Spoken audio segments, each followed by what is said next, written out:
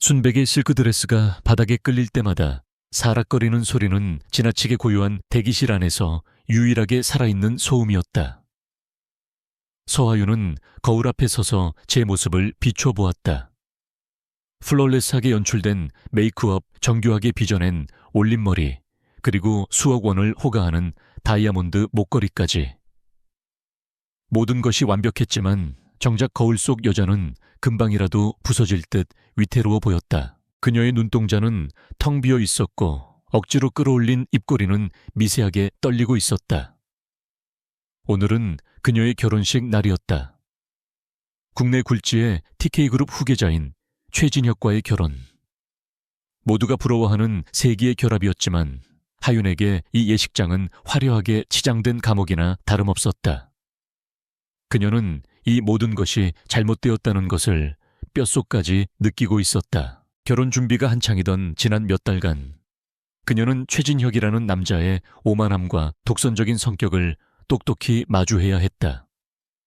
그는 하윤의 직업인 건축을 그저 결혼하면 그만둘 소일거리 정도로 취급했고 그녀의 의견이나 꿈은 철저히 무시했다. 그에게 서하윤은 TK그룹의 안주인이라는 역할에 필요한 장식품, 그 이상도 이하도 아니었다. 마지막 경고음은 바로 어젯밤에 울렸다. 그는 아무렇지 않게 전화로 말했다. 내일식 끝나고 우리 집으로 들어가면 자네가 진행하던 그 설계 사무소는 정리하는 게 좋겠어. TK그룹의 며느리가 밖에 나다니면서 일하는 모습 보기 좋지 않으니까. 그 순간 하윤은 깨달았다. 이 결혼은 그녀의 영혼을 잠식할 것이라는 것을. 하윤은 천천히 손을 들어 목에 걸린 다이아몬드 목걸이를 만졌다. 차가운 보석의 감촉이 소름 끼치게 다가왔다. 이것은 사랑의 증표가 아니라 족쇄였다. 그녀는 더 이상 망설일 수 없었다. 여기서 도망치지 않는다면 서하윤이라는 존재는 세상에서 영원히 사라지게 될 것이다. 그녀는 조용히 결심을 굳혔다. 그녀는 떨리는 손으로 클러치백에서 휴대폰을 꺼내 가장 친한 친구이자 오늘 들러리를 서주기로 한 지수에게 짧은 메시지를 보냈다. 나 이 결혼 못하겠어. 도와줘. 메시지를 보낸 손가락 끝이 차갑게 식어 있었다. 과연 지수가 이 무모한 부탁을 들어줄까? 불안감이 엄습했지만 지금 그녀가 기댈 수 있는 사람은 오직 지수뿐이었다. 몇 분이 흐르고 대기실 문이 조심스럽게 열리며 지수가 얼굴을 내밀었다. 그녀의 얼굴에는 걱정과 놀라움이 뒤섞여 있었다. 지수는 하윤의 굳은 표정을 보고 모든 상황을 직감한 듯 했다. 그녀는 조용히 문을 닫고 들어와 하윤의 손을 꽉 잡았다. 정말이야, 지금이라도 늦지 않았어. 네가 원한다면 내가 어떻게든 해볼게. 친구의 흔들림 없는 눈빛에 하윤은 울컥 눈물이 솟았다. 지수는 신속하게 움직였다. 내가 밖에서 최대한 소란을 피울게. 사람들이 모두 그쪽에 집중하는 사이에 넌 웨딩홀 뒤편에 있는 직원용 비상구로 나가. 거기서 기다리면 내가 차를 가지고 그쪽으로 갈게. 지수의 목소리는 작았지만 단호함이 실려 있었다. 하윤은 말없이 고개를 끄덕였다. 그녀는 거추장스러운 베일을 벗어던지고 드레스의 긴 뒷자락을 움켜쥐었다. 잠시 후 복도 쪽에서 와장창 무언가 깨지는 소리와 함께 사람들의 비명소리가 들려왔다. 지수가 계획대로 움직이기 시작한 것이다. 하윤은 심호흡을 한 번 하고 대기실 문을 열었다. 복도는 예상대로 소란스러웠고 모든 사람들의 시선은 소리가 난 곳으로 향해 있었다. 지금이 기회였다. 하윤은 구두 소리를 죽이며 벽에 몸을 붙인 채 빠르게 움직였다. 화려한 홀을 지나 어둡고 차가운 직원용 복도로 들어서자 공기부터 달라졌다. 향수와 꽃향기 대신 음식물 쓰레기와 소독약 냄새가 섞여 코를 찔렀다. 그녀는 미로처럼 얽힌 복도를 헤치며 비상구라고 쓰인 작은 표지판만을 따라 달렸다. 심장이 미친 듯이 뛰었고 등 뒤에서는 그녀를 찾는 소리가 어렴풋이 들려오는 것 같았다. 마침내 초록색 비상구문이 눈앞에 나타났다. 하윤은 망설임 없이 육중한 철문을 밀었다. 문이 열리는 순간 차가운 밤 공기와 함께 세찬 빗줄기가 그녀의 얼굴을 때렸다. 밖은 폭우가 쏟아지고 있었다. 하윤은 순간 멈칫했지만 다시 들려오는 사람들의 목소리에 정신을 차리고 빗속으로 몸을 던졌다. 드레스는 순식간에 빗물에 젖어 무겁게 늘어졌다. 하이힐은 빗물에 고인 바닥을 위태롭게 디뎠다. 그녀는 웨딩홀 건물을 벗어나 좁은 골목길로 접어들었다. 지수와 만나기로 한 장소까지는 조금 더 가야 했다. 칠흑 같은 어둠과 거센 빗줄기 속에서 방향 감각을 잃기 시작했다. 불안함에 주변을 두리번거리던 그때였다. 골목 끝에서 환한 헤드라이트 불빛이 그녀를 덮쳤다. 하윤은 눈을 가늘게 뜨며 반사적으로 몸을 피하려 했지만 젖은 바닥에 발이 미끄러지며 그대로 아스팔트 위로 넘어지고 말았다. 끼익 하는 날카로운 마찰음과 함께 검은색 세단이 그녀의 바로 앞에서 멈춰 섰다. 하윤은 놀란 가슴을 쓸어내리며 간신히 상체를 일으켰다. 운전석 문이 열리고 한 남자가 우산을 든 채 차에서 내렸다. 그는 천천히 하윤에게 다가왔다. 빗소리 때문에 그의 구둣발 소리는 들리지 않았지만 그의 존재감은 어둠 속에서도 선명했다. 남자는 아무 말 없이 그녀 위로 우산을 기울여 주었다. 쏟아지던 비가 멎자 하윤은 그제야 고개를 들어 남자의 얼굴을 확인했다. 가로등 불빛 아래 드러난 그의 얼굴을 본 순간 하윤의 세상은 숨을 멈췄다. 굳게 닫힌 입술 날카로운 턱선, 그리고 그 어떤 감정도 담겨있지 않은 차가운 눈빛. 그녀가 과거에 그토록 사랑했고 또한 그만큼 증오했던 남자. 그녀의 첫사랑을 잔인하게 짓밟았던 남자 강태민이었다. 그의 눈동자가 놀라움으로 미세하게 흔들렸다.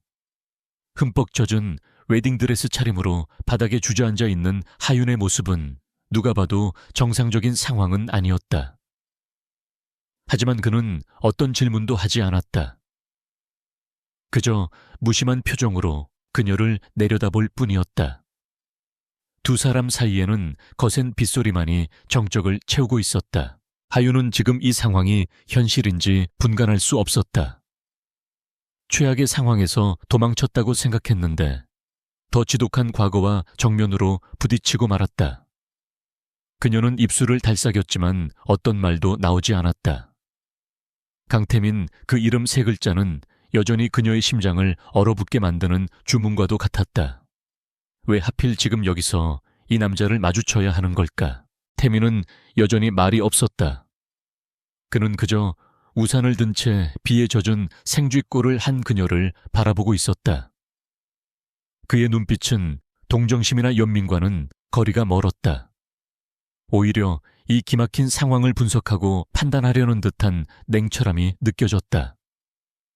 하윤은 그의 그런 모습에 다시 한번 가슴이 시렸다. 예나 지금이나 그는 변한 것이 하나도 없었다. 시간이 얼마나 흘렀을까? 멀리서 사이렌 소리가 희미하게 들려왔다.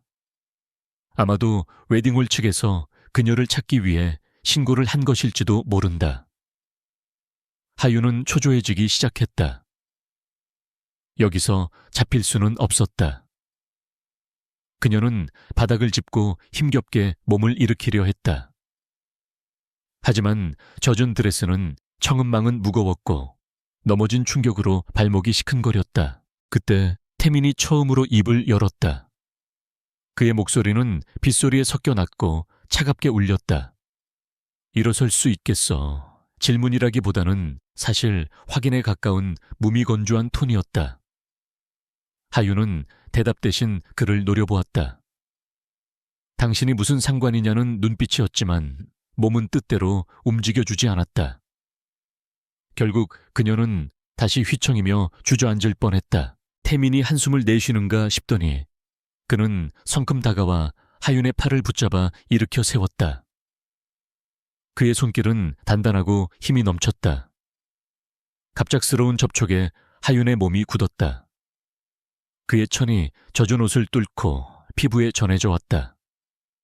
잊었다고 생각했던 감각들이 예고 없이 되살아나는 기분이었다. 그녀는 자신도 모르게 그의 팔을 뿌리치려 했다. 가만히 있어. 이러다 둘 다 감기 걸리겠군. 태민은 그녀의 저항을 가볍게 제압하며 말했다. 그는 주변을 한번 둘러보더니 다른 선택지가 없다는 듯 결론을 내렸다. 일단 타. 여기서 이러고 있을 수는 없으니까. 그는 그녀를 자신의 차 조수석 쪽으로 이끌었다. 하유는 반항하고 싶었지만 그의 힘을 이길 수도 이 상황에서 다른 대안을 찾을 수도 없었다. 결국 그녀는 속수무책으로 그의 채 오르게 되었다. 태민은 조수석 문을 닫아주고 자신도 운전석에 올라탔다. 차 안에 들어서자 폭우 소리가 멀어지며 안락한 정적이 흘렀다. 고급 가죽 시트의 냄새와 그의 희미한 향수 냄새가 섞여 하윤의 머리를 어지럽혔다. 그녀는 창밖을 보며 젖은 머리카락을 쓸어 넘겼다. 태민은 시동을 걸었지만 바로 출발하지는 않았다. 그는 잠시 하윤을 바라보았다. 그녀의 웨딩드레스는 흙탕물과 빗물로 엉망이 되어 있었고 공들인 화장은 눈물과 빗물에 번져 있었다. 그 모습은 처량하기 짝이 없었지만 그녀의 눈빛만은 여전히 살아있었다. 절망 속에서도 꺾이지 않는 고집스러운 빛이 담겨 있었다. 어디로 가면 되지? 태민이 물었다. 하윤은 그제야 정신을 차렸다. 어디로 가야 할까? 지수에게 연락을 해야 하는데 휴대폰은 아까 넘어지면서 손에서 놓친 것 같았다. 집으로 돌아갈 수도 없었다. 지금쯤 집은 최진혁이 보낸 사람들로 난리가 나 있을 것이다. 갈 곳이 없었다. 막막함이 파도처럼 밀려왔다. 하윤이 대답을 못하고 입술만 깨물고 있자 태민은 더 이상 묻지 않았다. 그는 능숙하게 차를 출발시켰다. 차는 부드럽게 골목을 빠져나가 도심의 도로로 합류했다. 빗줄기는 더욱 거세지고 있었고 와이퍼가 쉴 새 없이 움직이며 흐릿한 시야를 닦아냈다. 하윤은 창밖으로 빠르게 스쳐 지나가는 도시의 불빛들을 멍하니 바라보았다. 차 안의 침묵은 무겁고 불편했다. 하윤은 수만 가지 질문이 머릿속을 맴돌았지만 아무것도 입 밖으로 꺼낼 수 없었다. 왜 그가 이곳에 나타난 것인지, 지난 몇 년간 어떻게 지냈는지, 그리고 왜 자신을 도와주는 것인지. 하지만 가장 궁금한 것은 그가 지금 무슨 생각을 하고 있는지였다. 그의 옆모습은 여전히 속내를 알 수 없는 조각상 같았다. 한참을 달리던 차는 서울의 야경이 한눈에 내려다 보이는 고급 주상복합 아파트의 지하 주차장으로 들어섰다. 태민은 익숙하게 차를 세우고 시동을 껐다. 내려. 그의 짧은 말에 하윤은 고개를 돌려 그를 보았다. 여기가 어디죠? 그녀의 목소리는 불안감에 잠겨 있었다. 그녀는 이 남자를 따라 낯선 곳에 와버린 것이다. 내 집이야. 일단 젖은 옷부터 갈아입어야 할 테니. 태민은 무심하게 대답하며 차에서 내렸다. 하윤은 잠시 망설였다. 그의 집에 가도 괜찮은 걸까? 하지만 지금 그녀에게 다른 선택지가 없다는 사실을 다시 한번 깨달았다. 그녀는 결국 차에서 내려 그의 뒤를 따랐다. 그의 집은 최상층에 위치한 펜트하우스였다. 현관문을 열고 안으로 들어서르자 거대하고 미니멀한 공간이 나타났다. 통유리창 너머로 비에 젖은 도시의 파노라마가 펼쳐져 있었다. 모든 가구는 절제된 디자인이었고 어디에도 불필요한 장식은 없었다. 집은 마치 주인인 강태민을 그대로 닮아 있었다. 차갑고 단정하며 빈틈이 없었다. 하윤은 그 공간에 압도당하는 기분을 느꼈다. 태민은 그녀에게 욕실 위치를 알려주고 옷장에 있던 새 가운을 꺼내 건넸다. 샤워하고 나와. 뭐라도 마실 걸 준비해두지. 그는 더 이상 말을 잇지 않고 주방으로 향했다.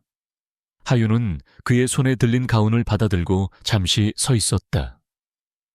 이 모든 비현실적인 상황 속에서 그녀는 오직 뜨거운 물로 이 지긋지긋한 웨딩드레스를 벗어 던지고 싶다는 생각뿐이었다.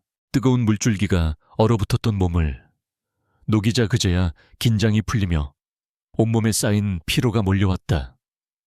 서하윤은 욕실 거울에 비친 제 모습을 멍하니 바라보았다. 빗물에 번진 마스카라 자국과 붉게 충혈된 눈. 세상에서 가장 행복해야 할 신부의 모습은 어디에도 없었다. 그녀는 천천히 샤워기 아래에서 무겁게 젖은 웨딩드레스를 벗어내렸다. 수천만 원짜리 실크와 레이스가 흠뻑 젖어 축 늘어진 채 바닥에 떨어졌다. 마치 지난 몇 달간 그녀를 올가매던 허례허식의 껍데기가 벗겨져 나가는 것 같았다. 따뜻한 물이 피부에 닿을수록 정신은 오히려 더 선명해졌다. 강태민. 왜 하필 그였을까? 수많은 사람들 중에서 가장 마주치고 싶지 않았던 그 남자의 차 앞에 쓰러지다니. 이건 신이 내린 지독한 농담이거나 아니면 벗어날 수 없는 악연의 증거일지도 몰랐다. 그가 건네준 뽀송한 가운으로 몸을 감싸자 희미하게 그의 체향이 느껴져 하윤은 자신도 모르게 몸을 움츠렸다. 그의 향기는 여전히 그녀의 기억 속에 남아있는 것과 같았다. 시원하면서도 쌉쌀한 겨울숲을 연상시키는 향. 한때 그 향기에 설레고 그 향기를 그리워했던 자신이 떠올라 씁쓸한 미소가 지어졌다. 하지만 지금의 서하윤은 그때의 순진한 대학생이 아니었다. 상처는 사람을 단단하게 만들었다. 그녀는 그 앞에서 더 이상 약한 모습을 보이지 않으리라 다짐하며 욕실 문을 열고 밖으로 나갔다. 강태민은 거실 통유리창 앞에 서서 비 내리는 도시를 내려다보고 있었다. 한 손에는 위스키가 담긴 잔이 들려 있었다. 창문에 비친 그의 모습은 한 폭의 그림처럼 비현실적이었다. 하윤이 나온 것을 눈치챘지만 그는 돌아보지 않았다. 그저 낮은 목소리로 말했다. 테이블 위에 차 올려뒀어. 마시도록 해. 그의 목소리는 여전히 어떤 감정도 실려있지 않았다. 하윤은 그가 가리킨 테이블로 걸어갔다.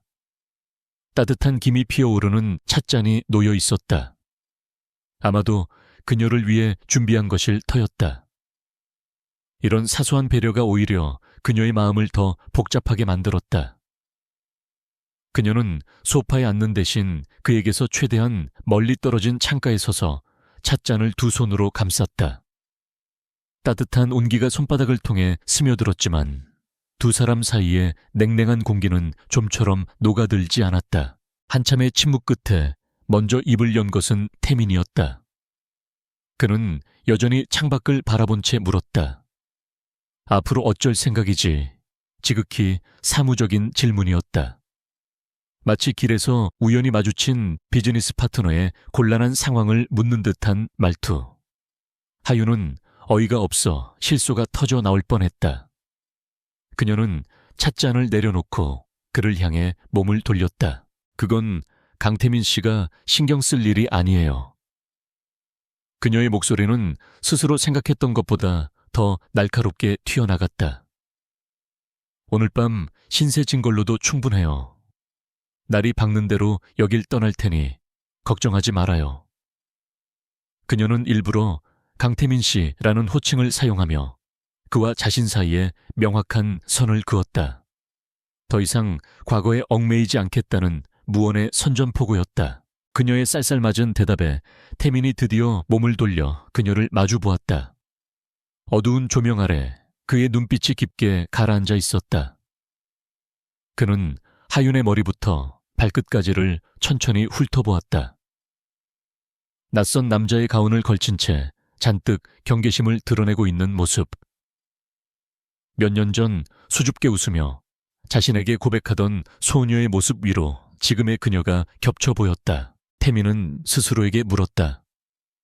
대체 무슨 생각으로 그녀를 이곳에 데려온 것일까?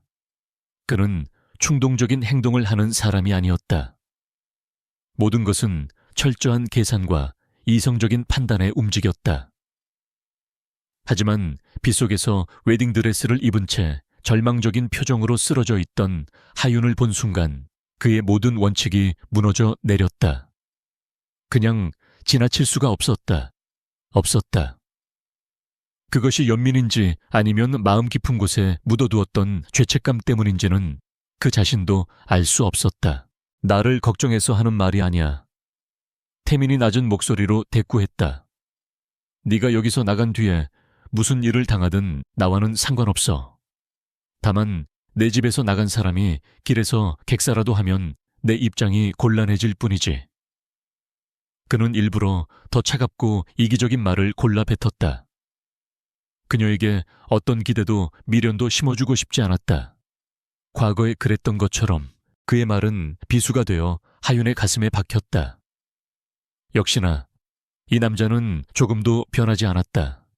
언제나 자신의 감정보다 상황과 입장을 먼저 생각하는 사람. 그녀는 상처받은 마음을 감추기 위해 억지로 미소를 지었다. 그렇게까지 걱정해 주니 고맙네요. 하지만 내 목숨 하나는 스스로 건사할 수 있으니 쓸데없는 걱정은 접어둬요. 쓸데없는 걱정이라. 태민이 위스키 잔을 입에 가져가며 나직이 읊조렸다. TK그룹의 최진혁은 내 생각보다 더 집요한 인간이야. 넌 지금 그의 자존심을 공개적으로 짓밟았어. 그가 널 순순히 놓아줄 것 같나? 그의 말은 정확하게 현실을 꿰뚫고 있었다. 하윤도 알고 있었다. 최진혁이 어떤 사람인지, 그리고 앞으로 자신에게 어떤 시련이 닥칠지. 그럼에도 불구하고 하윤은 지고 싶지 않았다. 그 문제 역시 내가 알아서 할 거예요. 그녀는 단호하게 말했다. 그러니 이제 그만 용건을 말해줄래요. 왜 날 도와준 거죠? 설마 이런 상황까지 계산해 놓고 나중에 TK그룹을 상대로 뭔가 이용하려는 속셈은 아니겠죠. 그녀는 일부러 그를 도발했다. 그의 진짜 속내를 알고 싶었다. 하윤의 도발적인 질문에 태민의 눈썹이 미세하게 꿈틀거렸다. 그는 천천히 그녀에게 다가왔다. 큰 키에 그가 가까이 다가오자 위압감이 느껴졌다. 그는 하윤의 바로 앞에서 걸음을 멈췄다. 두 사람의 거리는 한 뼘도 채 되지 않았다. 하윤은 뒷걸음질 치고 싶었지만 자존심이 허락하지 않았다. 그녀는 그의 시선을 피하지 않고 똑바로 마주 보았다. 네오는 나를 그런 사람으로 보는군. 태민의 목소리는 얼음장처럼 차가웠다. 하긴 내게는 그렇게 보일 수도 있겠지. 그는 자조적인 미소를 흘렸다. 하지만 착각하지 마, 서하윤. 나는 네가 생각하는 것만큼 내게 관심이 없어. 아까도 말했지만 그저 불필요한 문제를 피하고 싶었을 뿐이야. 동정 그런 값싼 감정 나는 애초에 가지고 있지도 않아. 그의 입에서 나온 동정이라는 단어에 하윤의 심장이 차갑게 식었다. 그녀가 가장 듣고 싶지 않았던 말이었다. 차라리 다른 속셈이 있었다고 말하는 편이 나았다. 그녀는 주먹을 꽉 쥐었다. 손톱이 손바닥을 파고드는 아픔이 느껴졌지만 가슴의 통증에 비하면 아무것도 아니었다. 그녀는 더 이상 그와 같은 공간에 있는 것조차 견딜 수 없었다. 알겠어요. 하윤은 간신히 목소리를 쥐어짰다. 그럼 더 이상 폐에 끼치지 않고 이만 나가볼게요. 잠시 머물게 해준 건 고맙게 생각하죠. 그녀는 그를 스쳐 지나 현관으로 향했다. 하지만 그녀가 몇 걸음 떼기도 전에 태민이 그녀의 손목을 붙잡았다. 그의 소나귀 힘은 생각보다 훨씬 강했다. 이 밤중에 어딜 가겠다는 거지, 이 꼴로. 태민이 으르렁거리듯 말했다. 그의 시선은 그녀의 맨발과 얇은 가운에 머물러 있었다. 제정신이야. 하윤은 그의 손을 뿌리치려고 버둥거렸지만 소용없었다. 그의 단단한 팔은 그녀의 모든 저항을 무력하게 만들었다. 과거에도 그랬다. 그녀는 언제나 그의 힘과 논리 앞에서 속수무책이었다. 이거 나요. 당신이 상관할 바 아니라고 했을 텐데요. 하윤이 소리쳤다. 감정이 격해지자 목소리가 떨려 나왔다. 이렇게 붙잡는 게 말로만 상관없다고 하는 사람의 행동인가요? 당신 정말 대체 뭐예요? 그녀의 눈에 눈물이 차올랐다. 그 앞에서 절대로 울지 않겠다고 다짐했는데 결국 또다시 무너지고 있었다. 하윤의 눈물을 본 순간 태민의 표정에 균열이 일어났다. 그는 자신도 모르게 그녀의 손목을 잡은 손의 힘을 풀었다.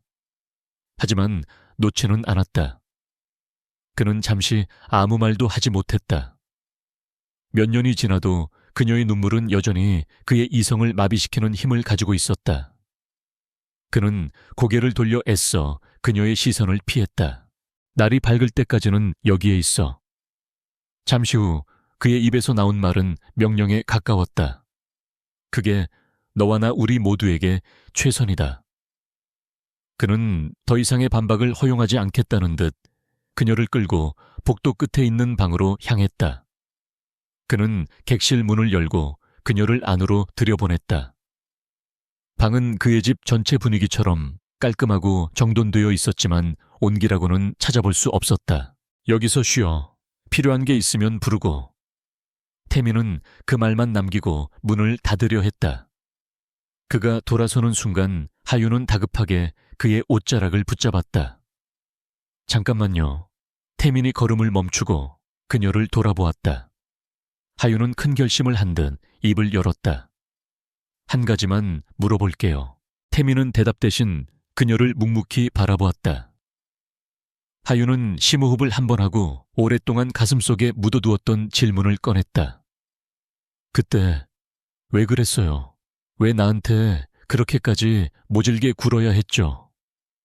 그 질문을 하는 순간 그녀의 심장은 바닥으로 떨어지는 것 같았다. 하지만 지금이 아니면 영원히 물어볼 수 없을 것 같았다. 그녀의 질문에 태민의 얼굴이 돌처럼 굳어졌다. 그의 눈동자가 깊게 흔들렸다. 그는 마치 아주 먼 과거의 기억을 더듬는 듯 잠시 허공을 응시했다. 그의 입술이 몇 번 달싹였지만 결국 어떤 대답도 나오지 않았다. 그는 하윤의 손을 조용히 떼어내고 아무 말 없이 방문을 닫고 나가버렸다. 텅 빈 방에 혼자 남은 하윤은 그 자리에 주저앉아 소리 없이 울었다. 결국 그는 마지막까지도 그녀에게 아무런 대답을 주지 않았다. 다음 날 아침 하윤은 낯선 침대에서 눈을 떴다. 밤새 쏟아지던 비는 그치고 통유리창 너머로 눈부신 아침 햇살이 쏟아져 들어오고 있었다. 어젯밤의 소동이 마치 꿈처럼 느껴질 정도로 고요한 아침이었다. 하지만 손목에 선명하게 남은 강태민의 손자국과 온몸을 짓누르는 피로감은 모든 것이 지독한 현실이었음을 상기시켰다. 그녀는 천천히 몸을 일으켜 창가로 다가갔다. 발 아래로 펼쳐진 서울의 정형은 아름다웠지만 그 어떤 감흥도 주지 못했다. 거실로 나가자 강태민은 이미 일어나 있었다. 그는 간편한 트레이닝복 차림으로 소파에 앉아 태블릿 PC를 보고 있었다. 그의 심각한 표정으로 미루어 보아 좋은 소식은 아닌 듯 했다. 하윤의 기척을 느낀 그가 고개를 들었다. 두 사람의 시선이 허공에서 부딪혔지만 이번에도 먼저 시선을 피한 것은 하윤이었다.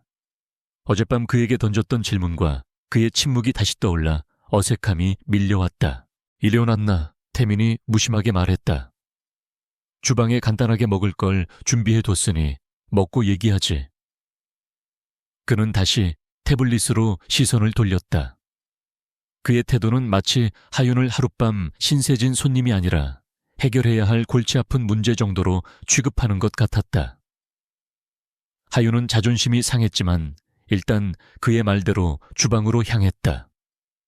텅 빈 속을 채워야 앞으로 닥칠 일들을 감당할 수 있을 것 같았다. 간단한 토스트와 커피로 식사를 하는 동안 거실의 대형 TV에서는 아침 뉴스가 흘러나오고 있었다. 그리고 이내 하윤은 밥을 넘길 수 없게 되었다. 화면 가득 익숙한 웨딩홀의 모습이 비치고 그 아래로 TK그룹 후계자 최진혁 결혼식 당일 파혼이라는 자막이 선명하게 떠 있었다. 그녀의 얼굴 사진이 모자이크 처리된 채 화면에 등장했고 앵커는 자극적인 목소리로 전대미문의 스캔들에 대해 떠들어댔다. 예비 신부인 서 모 씨는 예식 시작 직전 대기실에서 감쪽같이 사라졌으며 현재까지 행방이 묘연한 상태입니다. TK그룹 측은 공식적인 입장을 내놓지 않고 있지만 재계에서는 이번 사태로 인한 그룹 이미지 타격과 향후 경영권 승계 구도에 미칠 파장에 대해 촉각을 곤두쓰고 있습니다. 뉴스는 사실과 추측을 교묘하게 섞어가며 그녀를 희대의 악녀로 몰아가고 있었다. 태민이 태블릿 화면을 그녀 쪽으로 돌려보였다.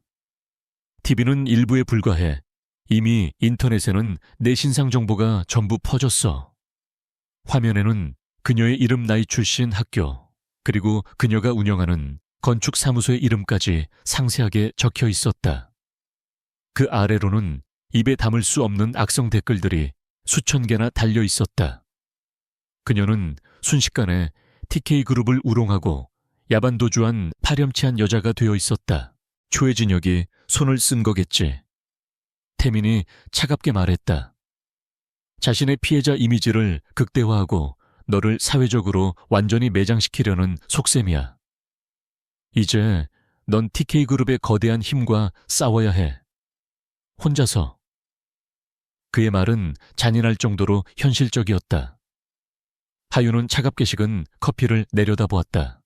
손이 미세하게 떨려왔다. 그녀가 예상했던 것보다 상황은 훨씬 더 심각하게 돌아가고 있었다. 같은 시각 TK그룹 본사 회장실에서는 살벌한 기운이 감돌고 있었다. 최진혁은 값비싼 크리스털 잿더리를 벽에 던져 박살냈다. 그의 얼굴은 분노와 모멸감으로 시뻘겋게 달아올라 있었다. 아직도 못 찾았어. 대한민국 땅덩어리가 얼마나 넓다고 여자 하나를 못 찾는단 말이야. 당장 내 눈앞에 그 여자를 끌고 와. 그의 고함의 비서는 고개를 숙인 채 벌벌 떨고 있었다. 최진혁의 아버지인 최 회장은 그런 아들을 한심하다는 듯이 쳐다보며 혀를 찼다. 소리만 지르면 뭐가 해결되나. 자네가 여자 하나 제대로 간수 못해서 이 사달이 난 것 아닌가. 아버지의 질책에 최진혁은 더욱 이성을 잃었다. 아버지, 지금 그게 중요해요. 그 계집애가 우리 집안 얼굴에 똥칠을 했어요. 이대로는 못 넘어가요. 서하윤 그리고 그 집안 전체를 아주 뿌리 뽑아버릴 겁니다. 그의 눈은 복수심으로 번뜩였다. 그에게 중요한 것은 사랑의 배신이 아니었다. 철저하게 계산된 비즈니스였던 이 결혼이 틀어진 것, 그리고 자신의 완벽한 인생에 흠집이 생겼다는 사실을 참을 수 없었다. 그는 즉시 법무팀과 홍보팀을 동원해 서하윤의 가족이 운영하는 중소건설사와 그녀의 건축사무소에 대한 전방위적인 압박을 시작하라고 지시했다. 그의 잔인한 복수가 막 시작된 참이었다. 하윤은 초조한 마음으로 친구 지수에게 전화를 걸었다. 다행히 지수는 몇 번의 신호음 끝에 전화를 받았다. 하윤아, 너 괜찮은 거야? 지금 어디야? 수화기 너머로 들려오는 지수의 목소리는 다급했다. 하윤은 자신이 안전하다고 짧게 답한 뒤 집안 상황을 물었다. 지수의 입에서 나온 소식은 하윤의 마음을 무겁게 짓눌렀다. 너희 집 앞에 기자들이 진을 치고 있고 회사 전화는 하루 종일 불통이야. 그리고 TK그룹 쪽에서 너희 아버지 회사에 걸려있던 계약건들을 전부 일방적으로 파기했대. 이미 공사가 진행 중이던 현장도 전부 중단시켰다고 하더라. 아버님 충격받아서 쓰러지셨다는 말도 있고. 지수의 말 한마디 한마디가 칼날이 되어 하윤의 가슴을 후벼 팠다. 전화를 끊은 하윤은 망연자실한 표정으로 소파에 주저앉았다.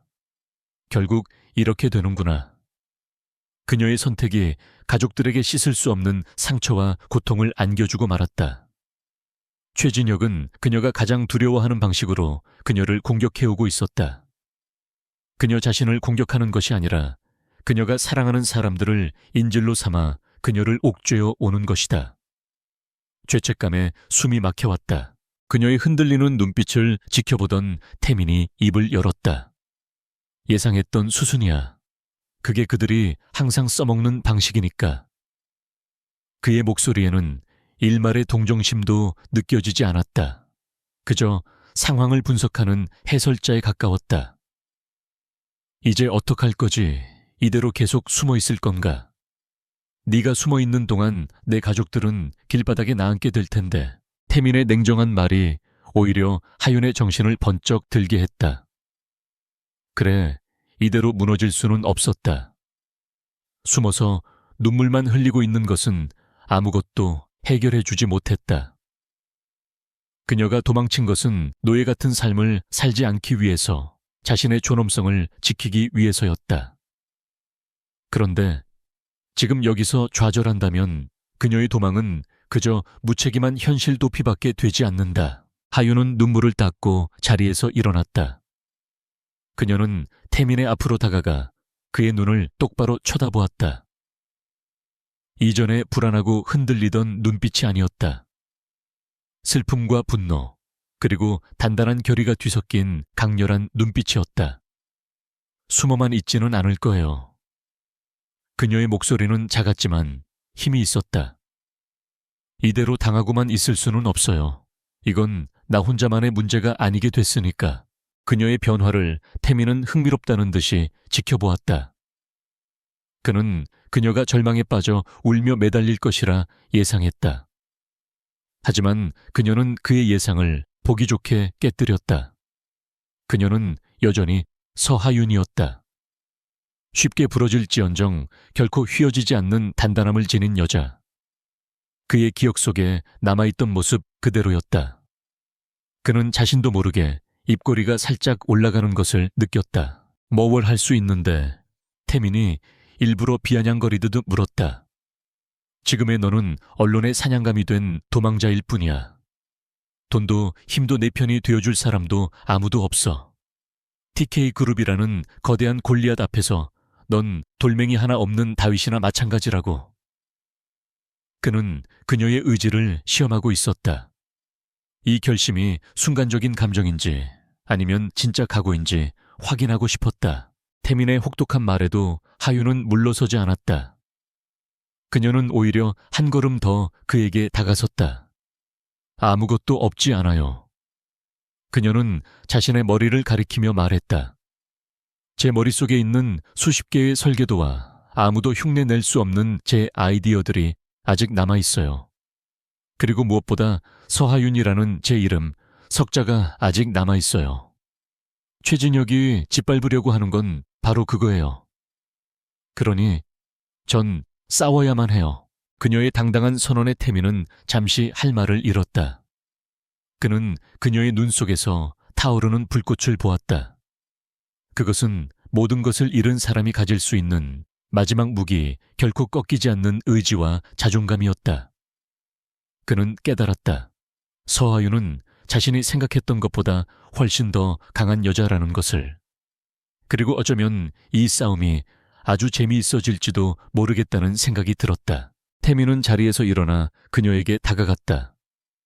그는 그녀의 턱을 가볍게 들어 올려 자신과 눈을 맞추게 했다. 그의 눈빛은 여전히 차가웠지만 그 안에는 이전에는 볼 수 없었던 기묘한 흥미와 호기심이 담겨 있었다. 좋아. 그 각오가 얼마나 갈지 한번 지켜보지. 그는 알 수 없는 미소를 지으며 말했다. 일단 세상에 네가 아직 죽지 않고 살아있다는 것부터 알려야 하지 않겠어. 강태민의 펜트하우스에서의 시간은 기묘하게 흘러갔다. 두 사람은 한 공간에 있었지만 보이지 않는 벽이 그들을 갈라놓은 듯 서로를 철저히 외면했다. 대화는 오직 필요한 정보를 교환할 때뿐이었고 그 외의 시간에는 무거운 침묵만이 공간을 채웠다. 태민은 하윤에게 외부와 연락할 수 있는 대포폰과 최신형 노트북을 건넸다. 그의 행동은 지극히 사무적이었지만 하윤은 그것이 그가 그녀의 싸움을 암묵적으로 지지하고 있다는 뜻임을 알 수 있었다. 세상과 싸우려면 무기부터 있어야지. 그는 노트북을 테이블 위에 내려놓으며 무심하게 말했다. 그 말은 그녀의 결심을 다시 한번 확인시키는 동시에 앞으로의 길이 얼마나 험난할지를 암시하는 것이기도 했다. 하윤은 고맙다는 말 대신 노트북을 열어 전원을 켰다. 지금은 감상에 젖어 있을 때가 아니었다. 그녀는 자신과 가족을 벼랑 끝으로 내몰고 있는 TK그룹의 민낯을 파헤쳐야만 했다. 하윤은 몇 시간 동안 미동도 없이 노트북 화면에 집중했다. TK그룹과 최진혁에 대한 기사, 그들의 사업 포트폴리오, 그리고 현재 진행 중인 프로젝트들을 샅샅이 훑었다. 건축가로서의 그녀의 예리한 눈은 그들의 화려한 실적 뒤에 숨겨진 몇 가지 허점들을 발견하기 시작했다. 특히 최근 TK그룹이 사활을 걸고 추진 중인 대규모 복합문화공간 프로젝트에서 의심스러운 자금 흐름과 무리한 설계 변경의 흔적을 포착했다. 한참 동안 자료를 분석하던 그녀의 눈이 피로해질 때쯤 부엌에서 커피 내리는 향이 흘러나왔다. 익숙한 원두의 향기에 하윤은 자신도 모르게 고개를 들었다. 태민이 커피를 내리고 있었다. 그의 능숙한 손놀림과 커피를 다루는 진지한 표정은 예전과 조금도 달라지지 않았다. 바로 그 순간 잊고 있던 과거의 한 장면이 예고 없이 그녀의 머릿속을 스쳐 지나갔다. 때는 7년 전 대학 건축과 설계실의 늦은 밤이었다. 졸업작품 마감을 앞두고 모두가 지쳐 있을 때 하윤은 홀로 조명을 밝힌 채 씨름하고 있었다. 그녀의 야심찬 설계안은 번번이 교수의 비판에 부딪혔고 그녀는 거의 포기 직전이었다. 그때 설계실에 남아있던 태민이 그녀에게 다가왔다. 그는 당시 과에서 가장 주목받는 수재였고 모두의 선망의 대상이었지만 좀처럼 다른 사람에게 관심을 보이지 않는 차가운 선배였다. 그는 아무 말 없이 그녀의 설계도면을 한참 동안 들여다보았다. 하윤은 그의 날카로운 눈빛에 심장이 조마조마했다. 잠시 후 그가 입을 열었다. 발상은 좋은데 구조에 대한 이해가 부족해. 이러면 건물이 무너져 내릴 수밖에 없어. 그의 지적은 냉정했지만 정확했다. 그는 그녀가 놓치고 있던 문제의 핵심을 정확히 짚어냈다. 그날 밤 태민은 밤을 새워 그녀의 설계를 도와주었다. 그는 딱딱한 말투로 쉴 새 없이 그녀의 허점을 지적했지만 그의 설명은 그 어떤 교수의 강의보다도 명쾌하고 논리적이었다. 그리고 그는 새벽녘에 지쳐 쓰러질 것 같은 그녀를 위해 직접 원두를 갈아 커피를 내려주었다. 정신 차리고 해. 재능을 이런 식으로 낭비할 건가? 무심하게 툭 던진 말이었지만 그 안에 담긴 따뜻한 격려를 하윤은 느낄 수 있었다. 그가 내려준 커피는 놀라울 정도로 맛있었다. 그리고 그의 드문 미소는 새벽의 여명보다 더 따뜻했다. 그날 이후로 서하윤의 세상은 강태민이라는 이름으로 가득 차기 시작했다. 그의 차가운 무관심 속에 숨겨진 다정함, 그의 날카로운 지성, 그리고 건축에 대한 그의 뜨거운 열정을 사랑하게 되었다. 그는 그녀의 첫사랑이자 유일한 멘토였다. 서하윤. 누군가 자신을 부르는 소리에 하윤은 길고 깊은 상념에서 깨어났다. 눈앞에 강태민이 서 있었다. 그의 손에는 방금 내린 것이 분명한 커피 2잔이 들려 있었다. 과거와 현재가 기묘하게 겹쳐지며 하윤의 마음을 혼란스럽게 만들었다. 그녀는 자신도 모르게 튀어나오는 말을 막을 수 없었다. 선배는 예전이랑 많이 달라졌네요. 선배라는 호칭이 그녀의 입에서 나온 순간 태민의 표정이 미세하게 굳어졌다. 그 호칭이 두 사람 사이에 묻어두었던 과거의 시간을 수면 위로 끄집어냈기 때문이었다. 그는 테이블 위에 커피잔을 내려놓으며 차갑게 대꾸했다. 사람은 변하는 법이다. 너도 마찬가지고. 이제 그런 호칭은 불필요해. 그의 말은 두 사람 사이에 다시 한번 날카로운 선을 그었다. 그의 냉정한 반응에 하윤은 다시 한번 상처를 받았다. 그래, 이제 그는 더 이상 그녀가 알던 그 선배가 아니었다. 그녀는 씁쓸한 미소를 지으며 다시 노트북으로 시선을 돌렸다. 하지만 그의 말은 또 다른 기억의 파편을 불러일으키고 말았다. 그녀의 인생을 송두리째 바꿔놓았던 그날 가장 아픈 기억을. 몇 달간의 짝사랑 끝에 하윤은 큰 용기를 내어내어 그에게 고백하기로 결심했다. 그들이 자주 마주치던 캠퍼스의 낡은 벤치에서 그를 기다렸다. 마침내 그가 나타났을 때 하윤은 떨리는 목소리로 자신의 마음을 전했다. 선배를 좋아해요. 오랫동안 지켜봐 왔어요.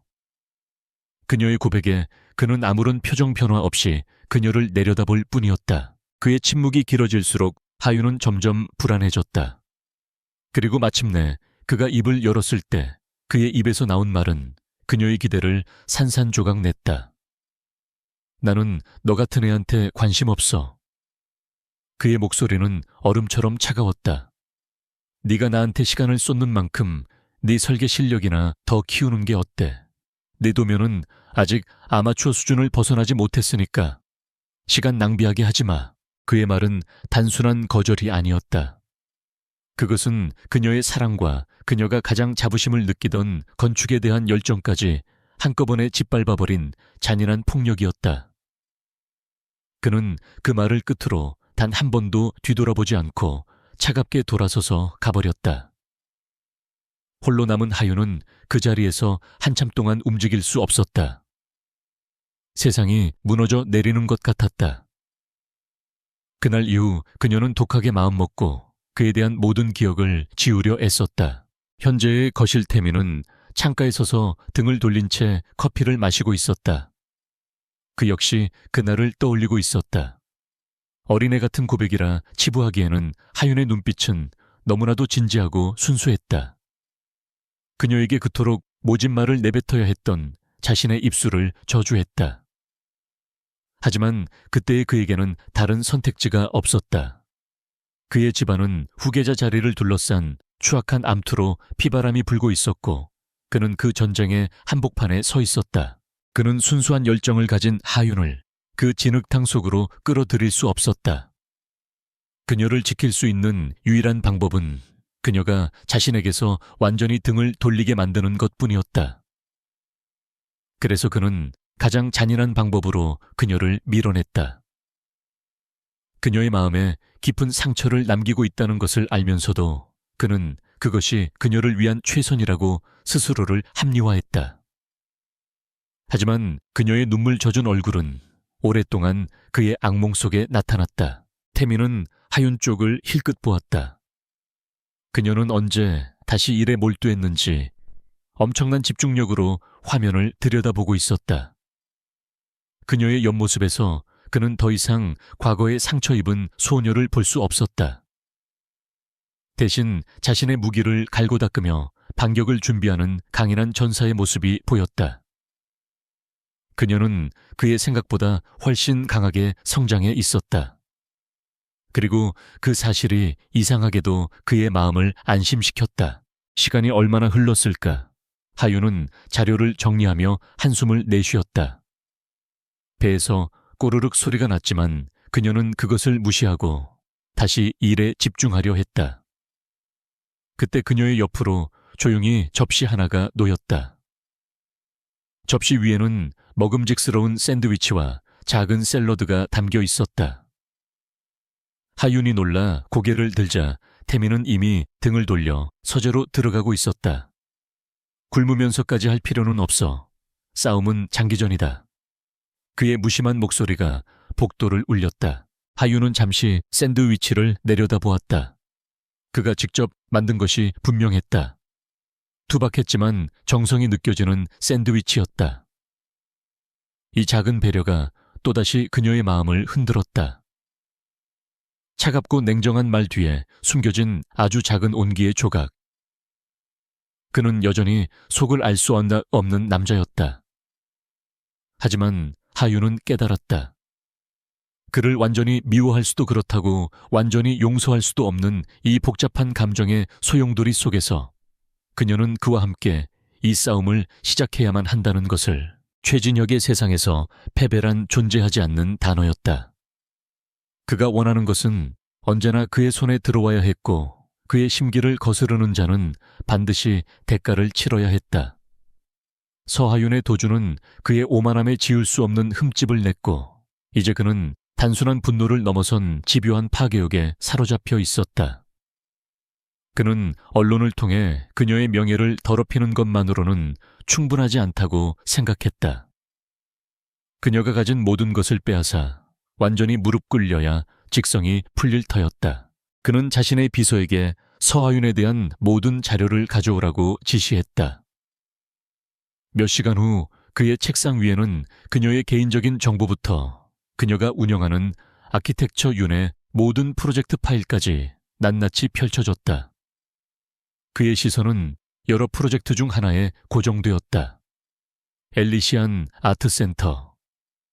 그것은 최근 공모전에서 쟁쟁한 대형 설계사들을 제치고 하윤의 사무소가 따낸 건축계의 주목을 한몸에 받은 프로젝트였다. 최진혁은 서류에 적힌 그녀의 인터뷰 내용을 비웃음과 함께 읽어 내려갔다.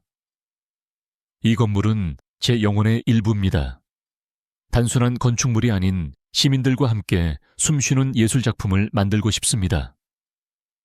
그는 경멸적으로 중얼거렸다. 영혼 웃기는 소리.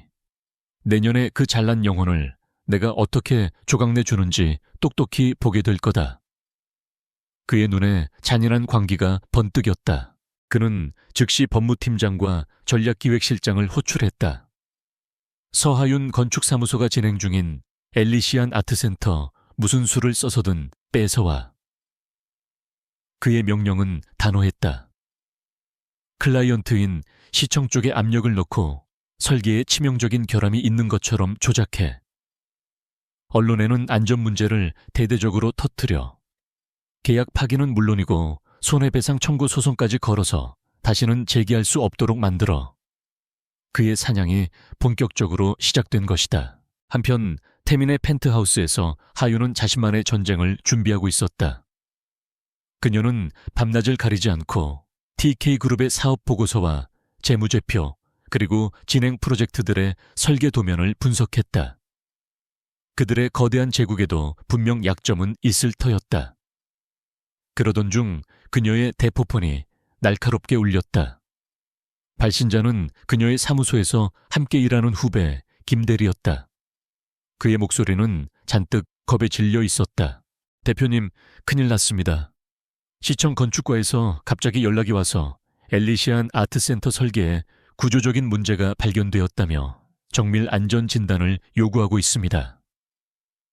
말도 안 되는 트집을 잡으면서 당장 프로젝트를 중단하지 않으면 계약을 파기하겠다고 협박하고 있어요. 후배의 다급한 목소리에 하윤의 심장이 쿵 내려앉았다. 올 것이 왔구나. 하윤은 즉시 이것이 최진혁의 소행임을 직감했다. 엘리시안 아트센터는 지난 몇 년간 그녀가 온 심혈을 기울여 온 프로젝트였다.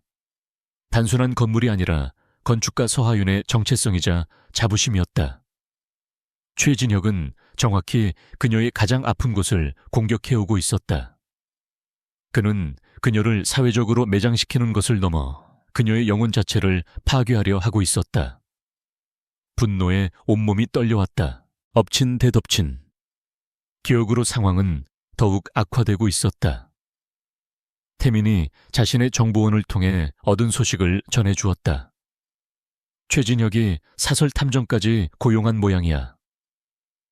그가 내민 사진 속에는 낯선 남자들이 그녀의 부모님 집과 사무소 주변을 배회하는 모습이 찍혀 있었다. 단순히 내 행방을 쫓는 수준이 아니야. 내 주변 사람들을 압박해서 스스로 나오게 만들려는 속셈이지. 이곳도 더는 안전하지 않아. 태민의 말처럼 이제 이곳은 더 이상 안전한 피난처가 아니었다. 오히려 외부와 단절된 화려한 감옥처럼 느껴졌다. 사방이 막힌 것 같은 절망감이 그녀를 덮쳤다. 그녀는 통유리창 앞에 서서 도시의 야경을 내려다보았다. 수많은 불빛들이 반짝였지만 그 어느 곳에도 그녀가 발붙일 곳은 없어 보였다. 이대로 모든 것을 포기하고 싶다는 약한 마음이 고개를 들었다. 하지만 그 순간 그녀의 눈에 비친 자신의 모습이 보였다. 겁에 질려 어쩔 줄 몰라 하는 패배자의 모습. 그녀는 고개를 저었다. 아니, 이대로 무너질 수는 없었다. 최진혁이 원하는 것이 바로 이것이었다. 그녀가 절망하고 포기해서 스스로 파멸의 길로 걸어 들어가는 것. 그녀는 절대로 그의 뜻대로 움직여주지 않을 것이다. 그녀의 눈빛이 다시 차갑고 단단하게 변하기 시작했다. 그녀는 결심한 듯 몸을 돌려 태민에게 향했다. 그녀의 얼굴에서는 이전의 두려움이나 망설임은 찾아볼 수 없었다. 오직 차가운 분노와 뜨거운 투지만이 이글거리고 있었다. 그가 제 프로젝트를 건드렸어요. 제 이름과 제 자존심, 제 전부를요. 그녀의 목소리는 낮았지만 강한 힘이 실려 있었다. 이제 더는 물러설 곳이 없어요. 숨는 건 끝이에요. 이제부터는 제가 사냥을 시작할 겁니다. 그녀의 선언에 태민은 말없이 그녀를 응시했다. 그의 눈빛이 흥미롭게 빛났다. 그는 그녀가 노트북을 가져와 자신의 앞에 펼쳐 보였다. 화면에는 TK그룹이 현재 시공 중인 다른 대형 쇼핑몰의 설계도가 떠 있었다. 그들이 제 설계에 억지로 흠집을 낸다면 저는 그들의 진짜 흠집을 세상에 공개할 거예요. 그녀는 설계도의 특정 부분을 가리켰다. 쇼핑몰, 최근 무리하게 공사 기간을 단축하면서 설계 변경이 잦았어요. 그리고 제가 분석한 바로는 하중을 견디는 핵심 기둥 몇 군데에 기준 미달의 철근을 사용했을 가능성이 매우 높아요.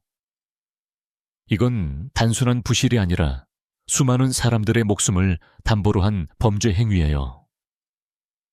그녀의 분석은 날카롭고 논리 전견했다.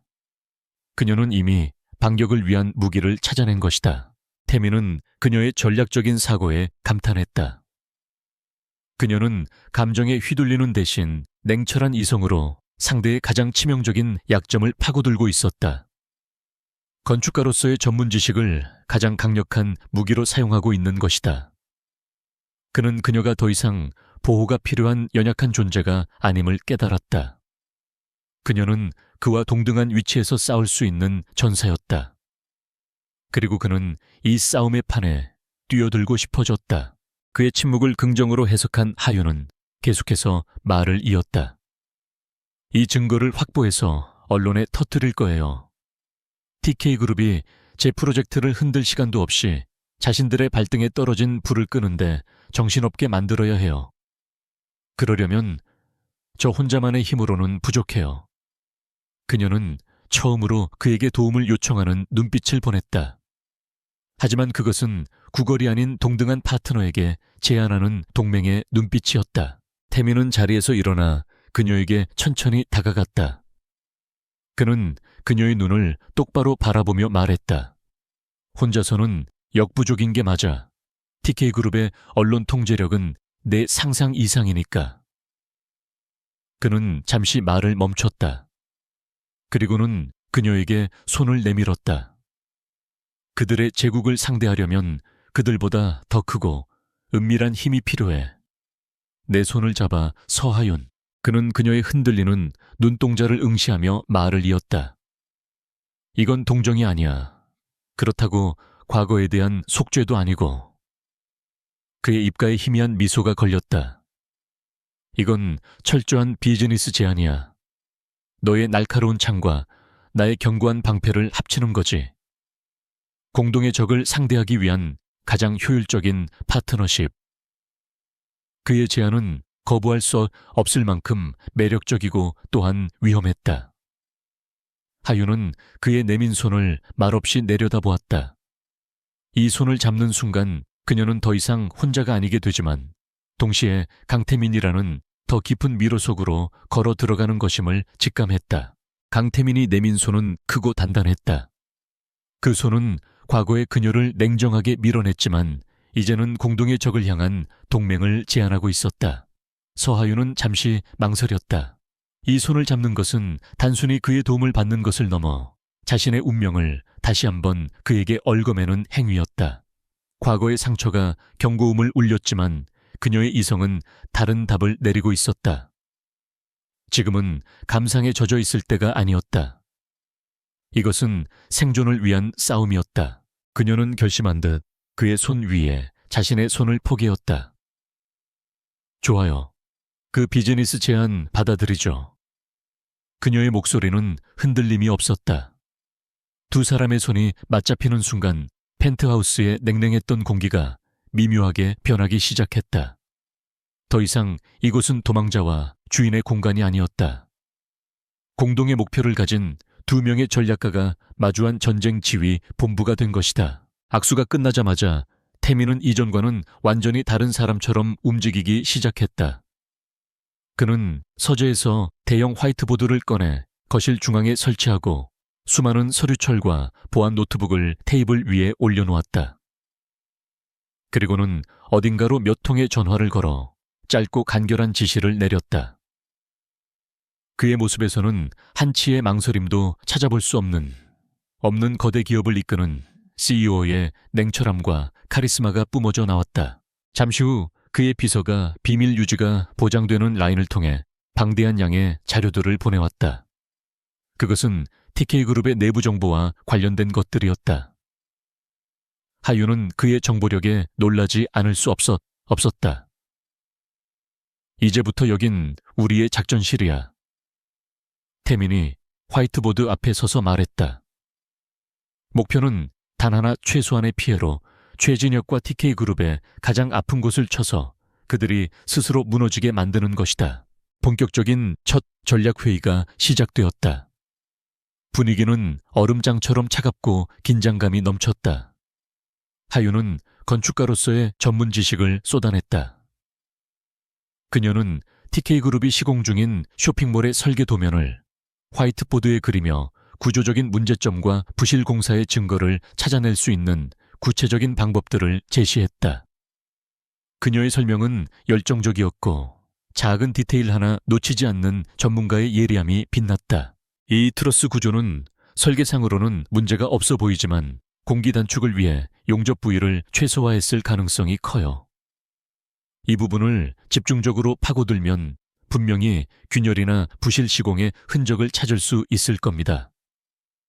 그녀는 도면 위를 붉은 펜으로 표시하며 확신에 찬 목소리로 말했다. 그녀의 눈은 더 이상 슬픔이나 분노가 아닌 오직 문제 해결에 대한 강한 의지로 불타오르고 있었다. 태민은 그녀의 분석을 날카롭게 경청하며 고개를 끄덕였다. 그는 그녀가 제시한 기술적인 증거들을 어떻게 비즈니스적인 공격 무기로 만들 수 있는지에 대한 전략을 덧붙였다. 네가 지적한 증거를 확보하는 즉시 우리는 이걸 단순한 부실 공사 문제로 끝내지 않을 거야. 시민의 안전을 담보로 한 대국민 사기극으로 프레임을 짜서 TK그룹의 도덕성에 회복 불가능한 타격을 입힐 거다. 그들은 밤늦도록 머리를 맞대고 전략을 짜고 상대의 방역에 대한 시뮬레이션을 돌렸다. 때로는 의견이 충돌하기도 했다. 하윤이 건축가로서의 직관과 윤리를 내세우면 태민은 CEO로서의 냉정한 현실과 계산으로 맞섰다. 그들의 논쟁은 치열했지만 이상하게도 불쾌하지 않았다. 오히려 서로의 빈틈을 채워주며 더 완벽한 계획을 만들어가는 과정이었다.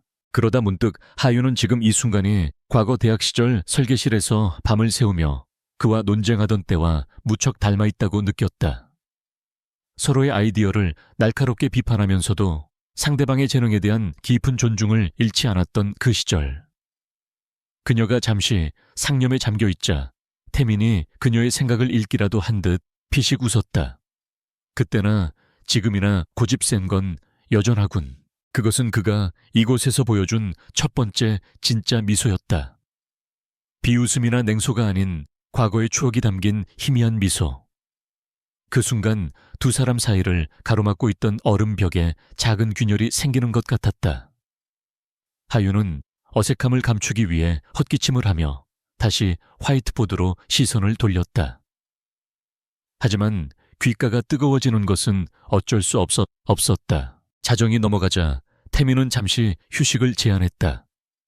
그는 주방으로 가 간단한 야식을 만들어 왔다. 따뜻한 수프와 샌드위치였다.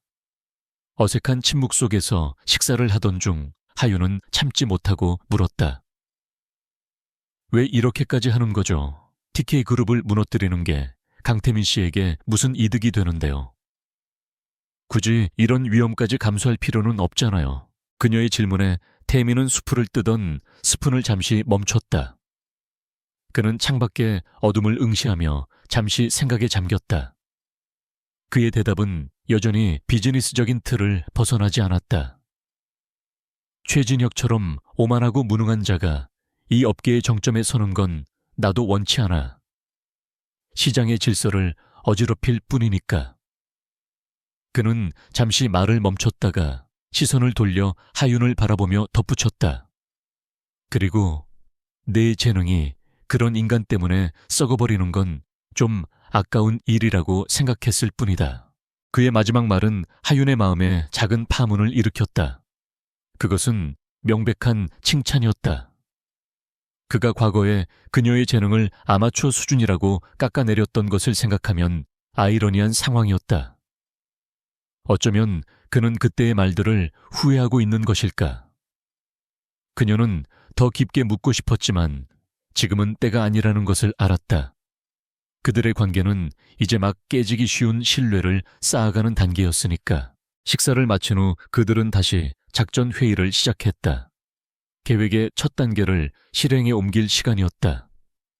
태민은 보안이 유지되는 전화기를 들고 어딘가로 전화를 걸었다. 그는 수화기 너머의 상대에게 하윤이 분석한 쇼핑몰의 구조적 문제점과 증거 확보가 필요한 위치를 정확하게 전달했다. 그의 목소리는 낮고 단호했다. 오랜만이군, 박 소장. 자네의 도움이 필요한 일이 생겼어. 전화를 끊은 태민은 하윤을 돌아보았다. 국내 최고의 구조 안전진단 전문가야. 내일 새벽 우리가 표시한 부분을 비밀리에 점검하고 증거를 확보해 줄 거다. 이제 주사위는 던져졌어. 그의 말에 하윤은 주먹을 꽉 쥐었다. 드디어 반격의 서막이 오른 것이다. 두려움과 함께 짜릿한 흥분이 온몸을 감쌌다. 그들은 나란히 서서 화이트보드를 바라보았다. 빼곡하게 적힌 글씨들과 복잡하게 얽힌 다이어그램들은 그들이 앞으로 헤쳐나가야 할 치열한 전쟁을 예고하고 있었다. 창밖의 도시 불빛이 두 사람의 비장한 얼굴을 비추었다. 과거의 상처로 얽힌 두 남녀는 이제 공동의 적을 앞에 둔 가장 위험한 동맹이 되었다. 그 순간 그들은 서로의 눈을 바라보았다. 말은 없었지만 그들의 눈빛은 같은 목표를 향하고 있었다. 비로소 불안정한 동맹의 첫발이 시작되었다. 이틀 뒤 새벽 강태민의 펜트하우스에 약속된 손님이 찾아왔다. 국내 최고의 구조 안전 전문가인 박 소장이었다. 그는 밤새 비밀리에 TK그룹의 쇼핑몰 건설 현장을 조사하고 돌아온 참이었다. 그의 얼굴은 피곤했지만 눈은 형형하게 빛나고 있었다. 그는 아무 말 없이 보안 처리된 USB 하나를 태민에게 건넸다. 그 안에는 그들의 방역을 위한 가장 강력한 무기가 담겨 있었다. 태민이 USB를 노트북에 연결하자 화면에 충격적인 자료들이 펼쳐졌다. 설계도와는 다르게 시공된 철골 구조물의 초음파 스캔 데이터 기준, 미달의 자재가 사용된 부분을 확대한 고화질 사진, 그리고 핵심 기둥의 강도를 분석한 보고서까지. 모든 증거는 하윤의 예상이 정확했음을, 아니 그보다 더 심각한 수준의 부실 공사가 자행되었음을 명백하게 가리키고 있었다. 이건 그냥 부실이 아닙니다. 시한폭탄을 만들어 놓은 거나 마찬가지입니다. 박 소장의 목소리는 분노로 떨리고 있었다. 개장 후에 만약 대규모 인파가 몰리기라도 한다면 상상조차 하기 싫군요. 그의 말을 끝으로 펜트하우스에는 무거운 침묵이 흘렀다. 이것은 단순한 비즈니스 전쟁이 아니었다. 수많은 사람들의 생명이 걸린 문제였다. 박 소장이 돌아간 후 하윤과 태민은 즉시 계획의 다음 단계를 실행에 옮겼다. 펜트하우스는 24시간 꺼지지 않는 전쟁 상황실이 되었다. 하윤은 건축가로서의 재능을 10분 발휘했다. 그녀는 복잡한 데이터와 전문 용어로 가득한 보고서를 일반 대중이 한눈에 이해할 수 있는 시각 자료로 재창조했다. 부실 시공된 부분이 어떻게 건물의 붕괴로 이어질 수 있는지를 보여주는 3D 시뮬레이션 영상은 소름 끼칠 정도로 사실적이었다. 태민은 그녀가 만들어낸 날카로운 창을 가장 효과적으로 던질 판을 짜기 시작했다. 그는 TK그룹의 영향력이 미치는 주류 언론사들을 철저히 배제했다. 대신 정권의 압력에도 굴하지 않는 것으로 유명한 한 인터넷 탐사 보도 전문 기자에게 익명으로 자료를 제보했다. 동시에 그는 국내 최대의 건축 커뮤니티와 주식 포럼 등 여론이 폭발적으로 형성될 수 있는 온라인 공간에도 교묘하게 정보를 흘렸다. 그들은 며칠 동안 거의 잠을 자지 못했다. 커피와 아드레날린에 의지해 밤을 새우는 날이 이어졌다. 함께 일하는 시간이 길어질수록 그들은 서로에게 놀라울 정도로 완벽한 파트너라는 것을 깨닫게 되었다. 하윤이 설계도에 미세한 허점을 찾아내면 태민은 그것을 어떻게 법적 경영적 문제로 확대시킬 수 있는지에 대한 전략을 즉시 내놓았다. 마치 오랫동안 함께 손발을 맞춰온 팀처럼 그들은 서로의 생각을 읽고 빈틈을 채워주었다. 그러던 어느 새벽 계속되는 작업에 지친 하윤은 자신도 모르게 노트북 앞에서 잠이 들고 말았다. 태민은 커피를 들고 오다 잠든 그녀를 발견했다. 그는 잠시 걸음을 멈추고 그녀를 바라보았다. 창백한 얼굴과 긴장으로 굳어있던 미간이 잠든 사이 부드럽게 풀려 있었다. 그 모습에서 그는 과거에 상처 입은 소녀와 현재의 강인한 전사가 겹쳐 보이는 것을 느꼈다. 태민은 잠시 망설이다가 입고 있던 재킷을 벗어 잠든 그녀의 어깨 위에 조용히 덮어주었다. 그의 손길은 지극히 조심스러웠다. 그는 잠시 그녀의 옆에 서서 잠든 얼굴을 내려다보았다. 그의 눈빛에는 연민과 후회, 그리고 그 자신도 정의 내리기 힘든 복잡한 감정이 담겨 있었다.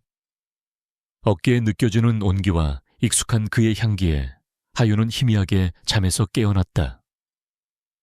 그녀는 비몽사몽간에 자신을 내려다보는 그의 깊은 눈빛과 마주쳤다.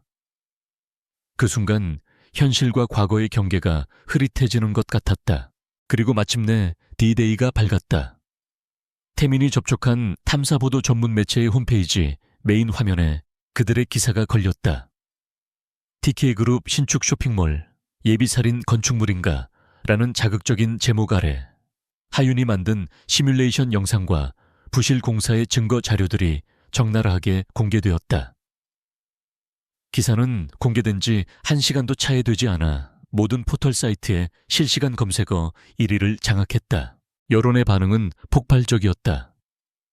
시민의 안전을 담보로 돈벌이에만 급급한 악덕 기업, 제2의 삼풍 백화점이 될 뻔했다 등 TK그룹을 향한 비난이 본물처럼 터져나왔다.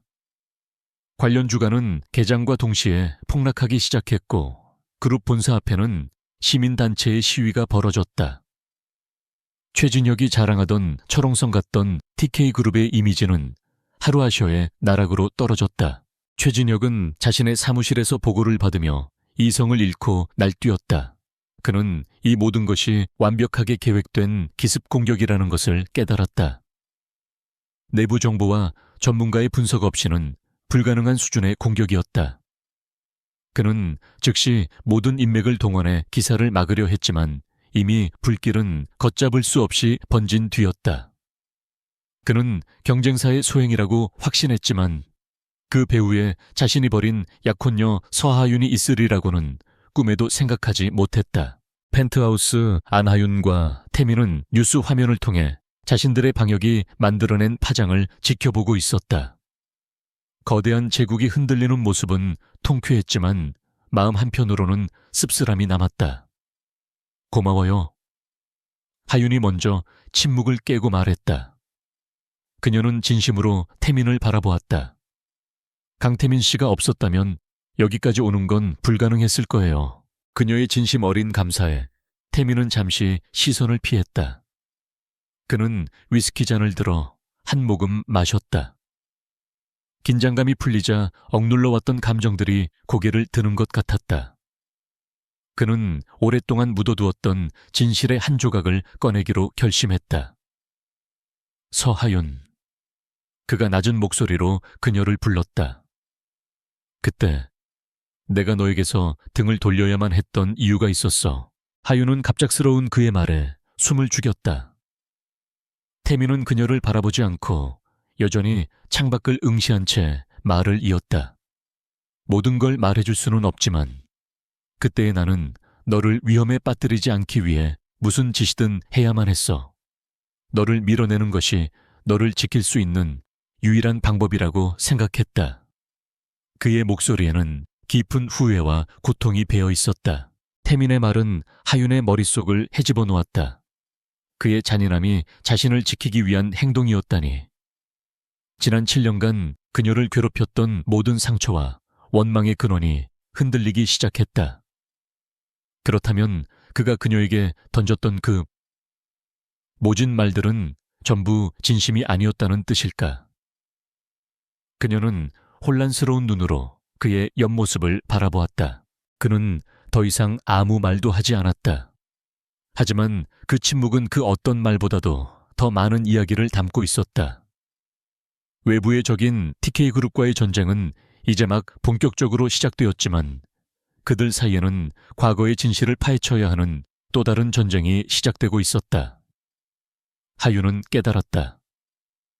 이 남자를 완전히 이해하기 전까지 이 싸움은 끝나지 않을 것이라는 것을. 강태민이 던진 말의 파편은 하윤의 마음속에서 거대한 파도가 되어 몰아쳤다. 자신을 지키기 위한 행동이었다니. 그 한마디가 지난 7년 동안 그녀를 지탱해 온 원망과 증오의 벽을 송두리째 흔들었다. 그녀는 혼란스러웠다.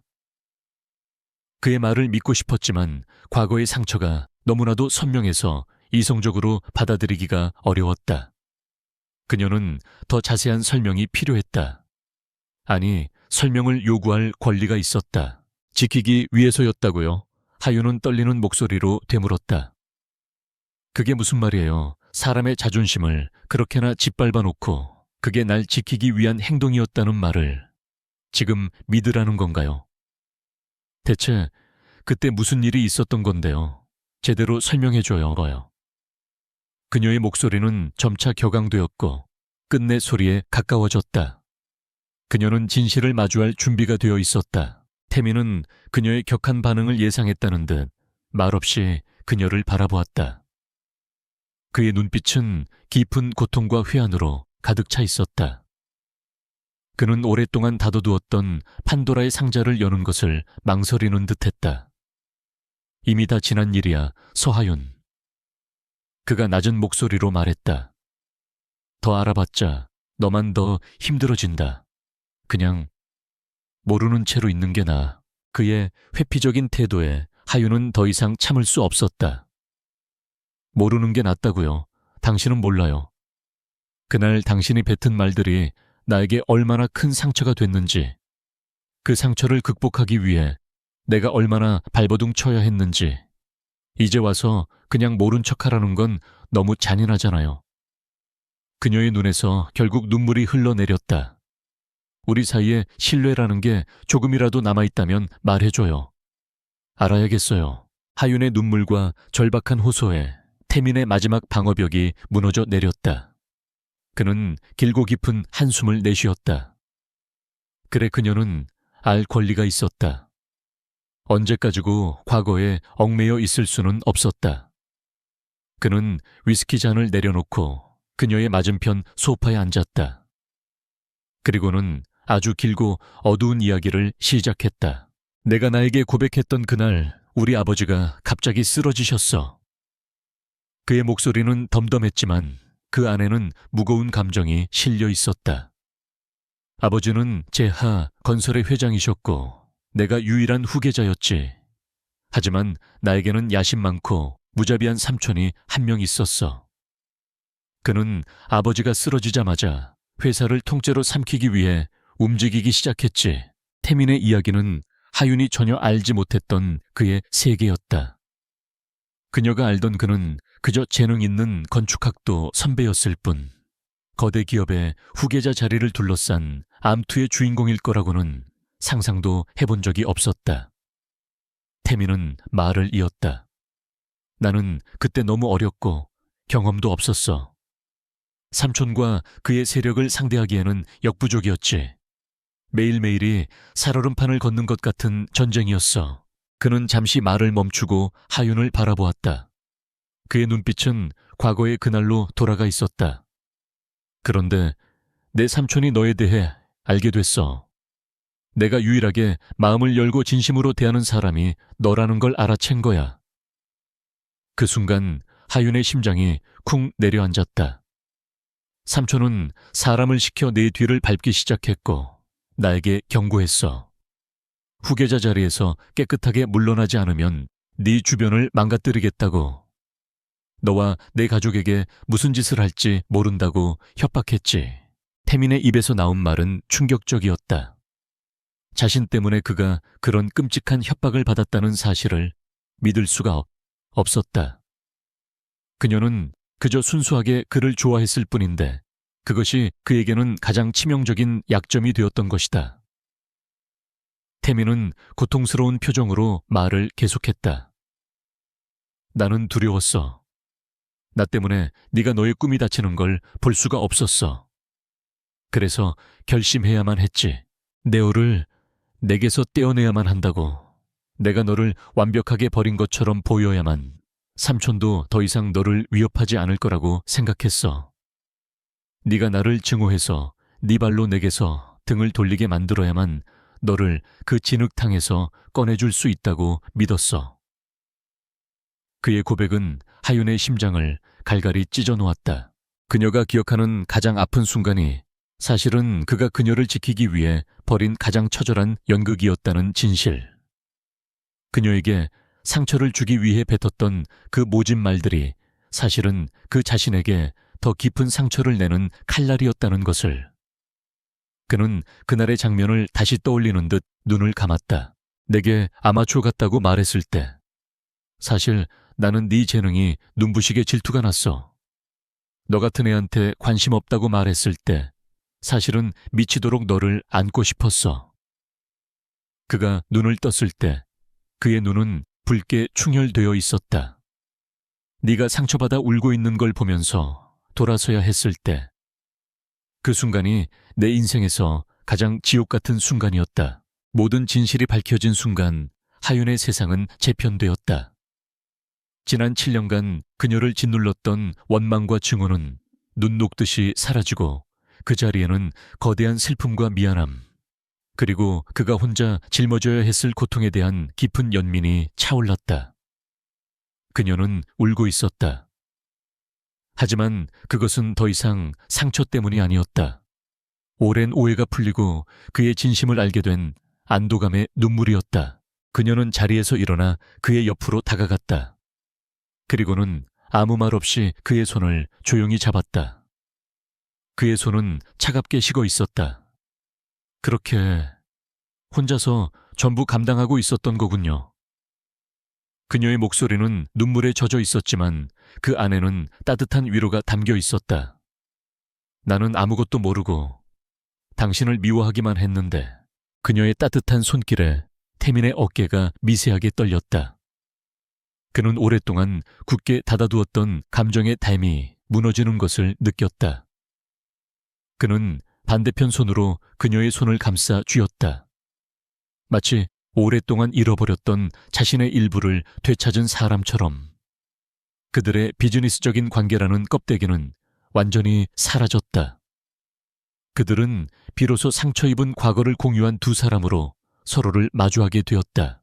한참 동안 그들은 아무 말 없이 서로의 손을 잡고 있었다. 펜트하우스에는 도시의 소음만이 희미하게 들려왔다. DTK 그룹과의 싸움이라는 거대한 폭풍은 여전히 밖에서 몰아치고 있었지만 적어도 두 사람의 마음속에 있던 폭풍은 이제 완전히 멎어 있었다. 긴 시간이 흐른 후 태민이 먼저 입을 열었다. 그의 목소리는 이전보다 한결 부드러워져 있었다. 이제 과거는 끝났어. 그는 하윤을 바라보며 말했다. 이제부터는 우리 앞에 놓인 싸움에만 집중하자. 그리고 이 모든 게 끝나면 그는 말을 멈췄다. 하지만 그의 눈빛은 뒷말을 대신하고 있었다. 이 모든 싸움이 끝나면 그때는 온전히 서로를 마주보자는 약속. 하윤은 그의 눈을 보며 조용히 고개를 끄덕였다.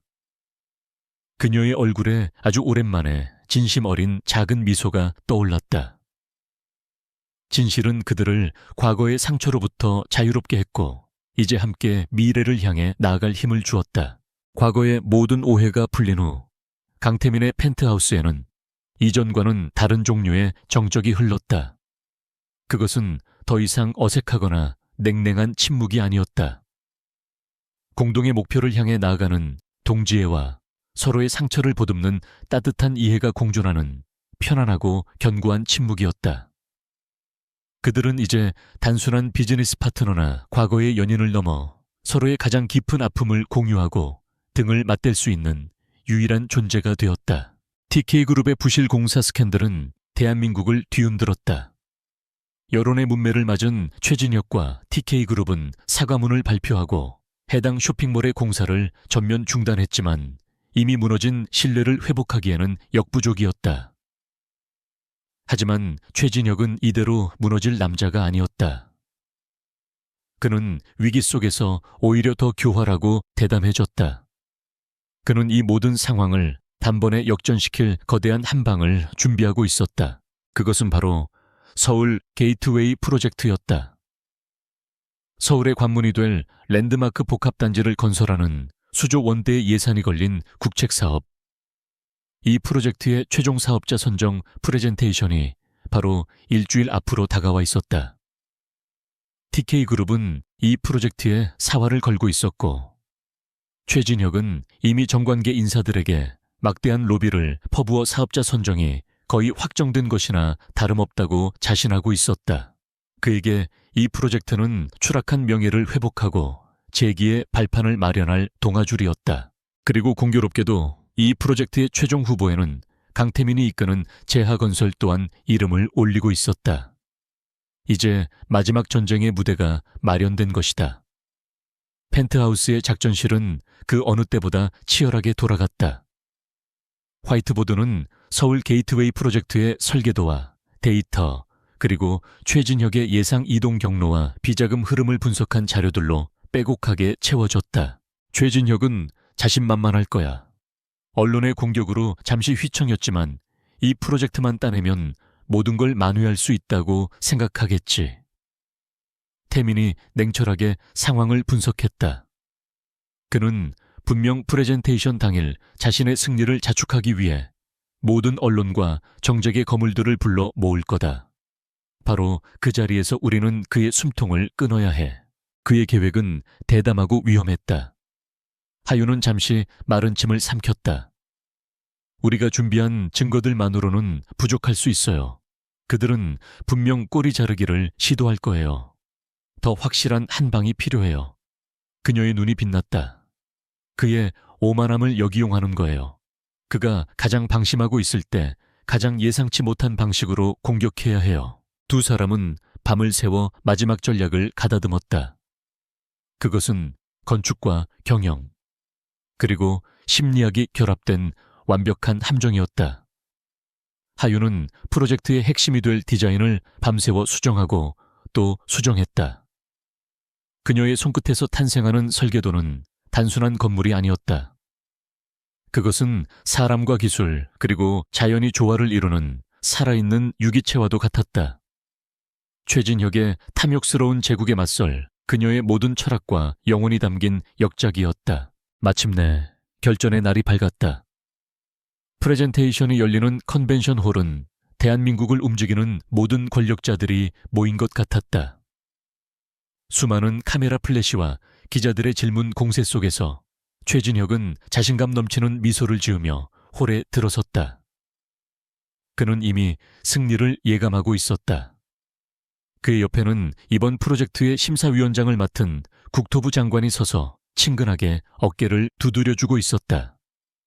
모든 것이 그의 시나리오대로 흘러가고 있었다. 먼저 TK그룹의 프레젠테이션이 시작되었다. 최진혁은 직접 단상에 올랐다. 그는 화려한 그래픽과 영상을 동원해 TK그룹의 비전을 역설했다. 그의 발표는 매끄럽고 세련되었지만 그 안에는 어떤 철학이나 진정성도 담겨 있지 않았다. 오직 비용 절감 공사 기간 단축, 그리고 최대의 수익 창출만이 강조될 뿐이었다. 그는 발표 말미에 이렇게 덧붙였다. 국책 사업은 검증된 대기업만이 안정적으로 이끌 수 있습니다. 소규모 사무소의 아마추어 같은 발상으로는 어림도 없는 일이죠. 그의 말은 명백히 과거 서하윤의 사무소를 겨냥한 비웃음이었다. 청중석에서 박수갈채가 터져나왔다. 심사위원들은 만족스러운 표정으로 고개를 끄덕였다. 최진혁은 승리를 확신하며 자리로 돌아왔다. 이제 다음은 제하건설의 차례였다. 단상에 오른 것은 강태민이었다. 그는 최진혁처럼 화려한 제스처 없이 차분한 목소리로 입을 열었다. 제하건설은 건물을 짓기 전에 그 안에 담길 사람들의 꿈과 안전을 먼저 생각합니다. 그의 말이 끝나자 장내의 모든 조명이 꺼지고 중앙 스크린에 영상 하나가 재생되기 시작했다. 영상이 끝나자 태민은 다시 마이크를 잡았다. 오늘 저희의 비전을 현실로 만들어줄 특별한 건축가를 이 자리에 모셨습니다. 그의 말에 장내가 술렁였다. 이 프로젝트를 총괄한 책임 건축가 서하윤 대표를 소개합니다. 그 순간 무대 뒤편에서 서하윤이 걸어 나왔다. 단정하지만 자신감 넘치는 걸음걸이, 그 어떤 두려움도 없는 당당한 눈빛. 그녀의 등장에 컨벤션 홀은 충격으로 얼어붙었다. 최진혁의 얼굴은 경악과 분노로 하얗게 질렸다. 기자들은 미친 듯이 플래시를 터뜨렸다. 파운 스캔들의 주인공이 자신의 전 약혼자가 이끄는 회사의 프로젝트를 들고 그의 앞에 나타난 것이다. 하윤은 최진혁의 시선을 피하지 않고 똑바로 마주보며 단상에 섰다. 그리고는 자신의 모든 것을 건 마지막 프레젠테이션을 시작했다. 그녀의 목소리는 차분했지만 그 안에는 듣는 이를 압도하는 힘이 있었다. 그녀는 단순히 건물의 외형을 설명하지 않았다. 그녀는 그 공간이 사람들의 삶을 어떻게 바꿀 것인지, 도시와 어떻게 호흡할 것인지에 대한 깊은 철학을 이야기했다. 그녀의 디자인은 혁신적이면서도 동시에 지극히 인간적이었다. 발표가 끝나자 장내에는 잠시 정적이 흘렀다. 그리고 이내 TK그룹대와는 비교도 할 수 없는 진심 어린 박수와 환호가 터져나왔다. 심사위원들조차 감탄을 금치 못하는 표정이었다. 최진혁은 자리에서 벌떡 일어날 뻔했다. 모든 것이 그의 예상을 벗어나고 있었다. 하지만 그는 애써 평정을 되찾았다. 아무리 디자인이 훌륭해도 이미 승부는 결정되어 있었다. 바로 그때 단상에 다시 오른 태민이 찬물을 끼얹었다.